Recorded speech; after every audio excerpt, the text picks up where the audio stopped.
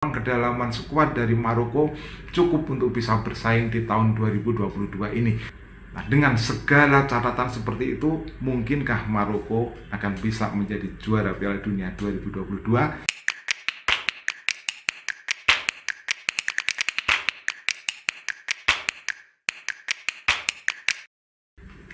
Salam pemirsa, ketemu lagi di Titis Corner dan kali ini kita akan membahas tentang Maroko. Pertanyaan besarnya adalah apakah Maroko bisa menjadi juara Piala Dunia 2022? Kalau itu terjadi, itu adalah sebuah kejutan besar yang pernah dilahirkan oleh Piala Dunia.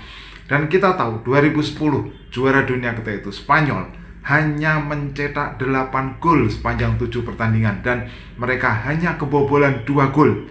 Nah, kali ini Maroko mereka hanya kebobolan 1 gol dan itu pun lewat gol bunuh diri dan baru mencetak 5 gol dari 5 pertandingan yang sudah dijalani. Jadi hampir mirip seperti Spanyol. Nah, kalau Spanyol bisa dengan hanya membuat 8 gol dan hanya kebobolan 2 gol, mengapa tidak Maroko mengulangi apa yang telah dicapai oleh Spanyol pada 2010?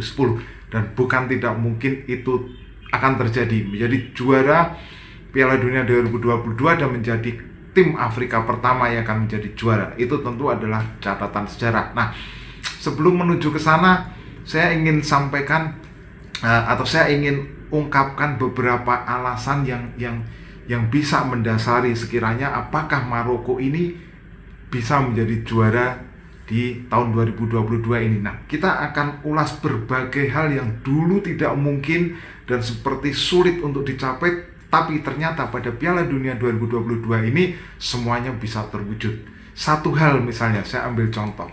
Anda tahu striker dari Portugal, Gonçalo Ramos. Gonçalo Ramos membuat 3 gol ke gawang Swiss atau hat-trick ke gawang Swiss, pemain yang berusia 21 tahun yang menggantikan posisi dari Cristiano Ronaldo. Dan apa yang terjadi ketika Portugal melawan Maroko dan strikernya adalah Gonçalo Ramos?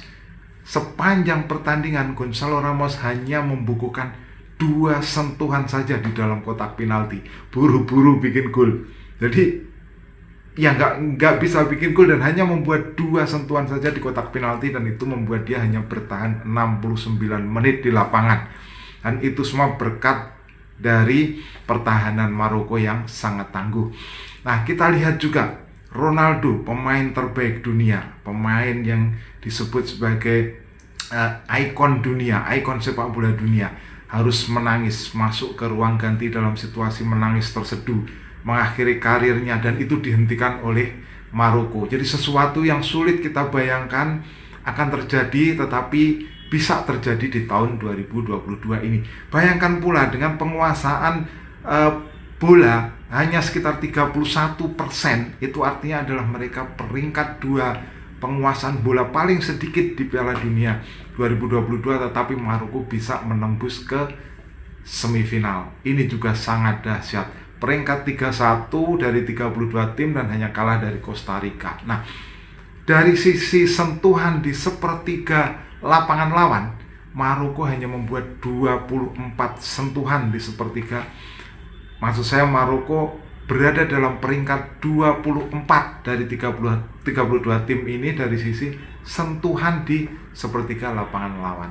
Nah, sentuhan di kotak penalti lawan, Maroko ini hanya mendapatkan peringkat 29 dari 32 tim yang ada di Piala Dunia 2022. Jadi pertahanan kuat itu sudah tampak ya, dari apa yang dialami Gonçalo Ramos, apa yang dialami oleh Cristiano Ronaldo. Tetapi dari sisi penyerang mereka juga sangat efisien. Bayangkan, dari sisi sentuhan di kotak penalti lawan itu mereka berada di posisi ke-29 dari 32 tim yang ada di Piala Dunia 2022. Lalu kita melihat hal-hal lain di luar sepak bola. Bagaimana mungkin kita melihat ibu pemain, orang tua pemain bisa berbaur dengan lapangan, berpesta setelah pertandingan di dalam lapangan.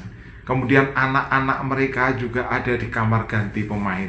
Ini sesuatu yang membuka mata, bahwa sesuatu yang menunjukkan bahwa dukungan keluarga ini bisa memberikan daya dorong yang sangat kuat bagi performa seorang pemain di lapangan. Dan itu sudah terbukti oleh Maroko, di mana memang keluarga pemain dikumpulkan dengan pemain di dalam satu hotel yang sama. Nah, kita juga melihat apa yang ditunjukkan oleh Maroko, bagaimana Achraf Hakimi bisa menjadi salah satu bek kanan terbaik sepanjang Piala Dunia 2022 ini. Kemudian bagaimana kedalaman skuad mereka juga sangat mengejutkan. Yahya Atiyatullah bisa menjadi pengganti Nusair Masraoui di posisi bek kiri dengan sangat sempurna ketika lawan Portugal. Memang luar biasa. Kita melihat tidak hanya itu, Nayef Aguerd, bek tengah mereka yang cedera tidak bisa main ketika bertemu dengan Portugal, bisa digantikan oleh Jawad El Yamik dan juga Badr Benon dengan sangat baik. Ini menunjukkan bahwa memang kedalaman skuad dari Maroko cukup untuk bisa bersaing di tahun 2022 ini. Tidak cuma bertahan, kita sekarang menyoroti dari sisi menyerang atau dari sisi penguasaan situasi di lapangan tengah. Anda tahu pemain namanya Azzedine Ounahi. Pelatih Spanyol Luis Enrique sampai tidak tahu nama pemain ini. Dia hanya menyebut pemain yang skinny, rambutnya skinny, dan dia disebut pemain yang tidak pernah berhenti berlari sepanjang bertemu dengan Spanyol. Dan apa yang dikatakan oleh Luis Enrique ini memang benar adanya, karena dari catatan statistik Ounahi ini berlari sepanjang 14,7 km selama pertandingan melawan Spanyol. Jadi pemain yang jarak tempuh larinya ini paling panjang, paling jauh, Azzedine Ounahi. Pemain yang 18 bulan lalu dia masih berada di kasta ketiga Liga Prancis, tapi sekarang bersama Angers, dan kemudian di Piala Dunia kali ini dia sampai bisa membelalakkan mata atau mengejutkan pelatih sekaliber Luis Enrique. Dia adalah pemain yang nggak berhenti berlari, kata Enrique. Nah, tidak cuma itu, Ounahi tidak cuma dalam soal lari. Ternyata dari sisi successful dribble atau upaya menggiring bola yang berhasil di Ligue 1, dia ini hanya kalah dari Lionel Messi di Ligue 1. Jadi di Messi itu 47 successful dribble musim ini, Ounahi peringkat 2 dengan 37 successful dribble. Nah, ada juga pemain Maroko lain yang berada di peringkat di bawah mereka, yaitu Sofiane Boufal yang sama dengan Ounahi, main di Angers, 27 dribble yang berhasil di Ligue 1, dan ini hanya sama dengan apa yang didapatkan oleh pemain Prancis Kylian Mbappe.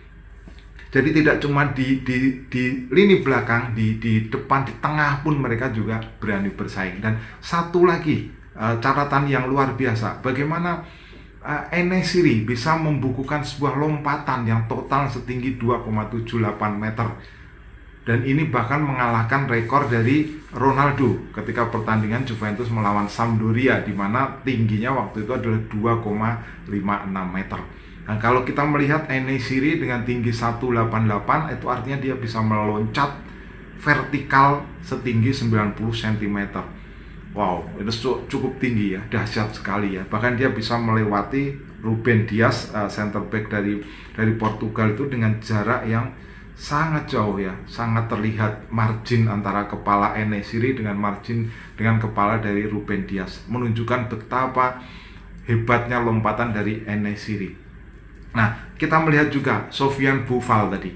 Saya sebut bahwa dia bersama Ounahi yang bermain di Angers ini juga menjadi motor dari lini tengah Maroko selama di Piala Dunia kali ini. Nah, kita melihat Maroko ini adalah sebuah fenomena. Kenapa fenomena? Ya, karena mereka ternyata bisa mendapatkan prestasi dengan cara yang mengejutkan. Bayangkan, dari 16 pertandingan yang sudah dijalani oleh Maroko dalam 5 Piala Dunia sebelumnya, mereka itu hanya menang 2 kali, tapi tahun ini mereka bisa menembus ke semifinal. Dan Maroko juga sebenarnya sudah berupaya cukup besar dalam keinginan untuk menjadi tuan rumah Piala Dunia. Tahun 94 mereka sudah mengajukan, tetapi kalah dari Amerika Serikat. Kemudian tahun 98 mereka juga mengajukan sebagai tuan rumah, tapi kalah dari Perancis. Tahun 2006 mereka juga berusaha bersaing untuk menjadi tuan rumah, tapi kalah dari Jerman. Tahun 2010 kembali mereka bersaing, tetapi juga kalah dari 2010 waktu itu Afrika Selatan. Nah, kita tahu sepanjang pertandingan di putaran grup juga mereka juga melawan tim-tim dengan kaliber kuat ya. Di pertandingan pertama Kroasia, bagaimana kita melihat strategi mereka bisa menangkal trio Luka Modric, kemudian Marcelo Brozovic, Mateo Kovacic bisa ditangkal oleh lini tengah dari Maroko. Kemudian lawan Belgia juga, meskipun ada Eden Hazard, kemudian ada Kevin De Bruyne, juga bisa berhasil dihentikan oleh Maroko. Lawan Kanada juga sampai kemudian mereka menjadi juara grup. Dan melawan Spanyol kita lihat mereka juga lini tengahnya mampu bersaing dengan pemain sekaliber Busquets, kemudian Gavi dan juga Pedri. Kita melihat dengan lawan-lawan yang kualitasnya sangat mentereng, ternyata Maroko bisa melewati situasi itu, bisa berada dalam posisi sampai sekarang bertemu dengan Prancis di semifinal Piala Dunia. Nah, ini kita melihat bahwa 92 tahun sudah tim dari Afrika menunggu sampai kemudian baru tahun ini lewat percobaan 49 kali dan juga dari 13 negara yang sudah hadir selama Piala Dunia sepanjang 92 tahun oleh tim dari benua Afrika, akhirnya mereka bisa berada di semifinal, dan itu adalah Maroko yang memiliki dukungan luar biasa dari 15.000 komunitas Maroko yang ada di Qatar. Nah, dengan segala catatan seperti itu, mungkinkah Maroko akan bisa menjadi juara Piala Dunia 2022? Silakan kalau Anda punya pandangan, tulis di kolom komentar. Kita ketemu dalam pembahasan berikutnya. Salam.